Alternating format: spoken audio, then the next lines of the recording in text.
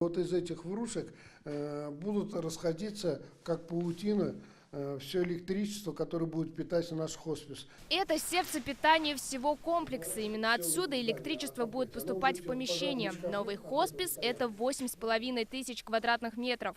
Вот здесь, видите, идет система вентиляции. Строители уже закончили все наружные работы, провели газ, воду, канализацию. Начались внутренние монтажные работы. Устанавливают вентиляционную систему. Впереди пуск тепла.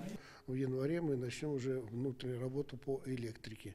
И вот когда мы это все закончим, то тогда, значит, останется штукатурка, потолки. Здесь будет что? Армстронг, это подвесные потолки, полы. В каждом уголке объекта работа прямо-таки кипит. Здесь в будущей палате уже стягивают пол. А прямо напротив готовятся кабинеты для медперсонала. Сейчас на объекте трудится порядка 30 рабочих. Объект не такой, как все объекты. И отношения у нас более серьезные. Многие ожидают, это объект нужный объект. Здание возводят на улице братьев Баталовых. В новом хосписе будут 2 блока для онкобольных и отделение сестринского ухода для одиноких пожилых.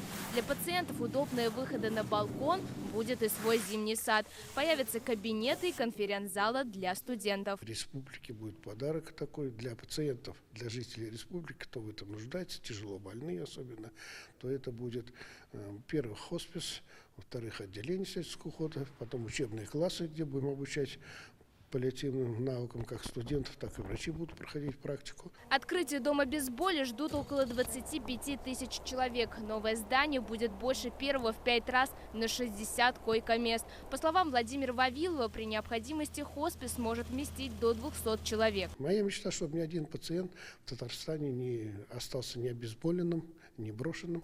Такой большой социальный проект реализуется полностью на пожертвования. Для завершения строительства нужно еще 400 миллионов рублей. Помочь может каждый на сайте благотворительного фонда.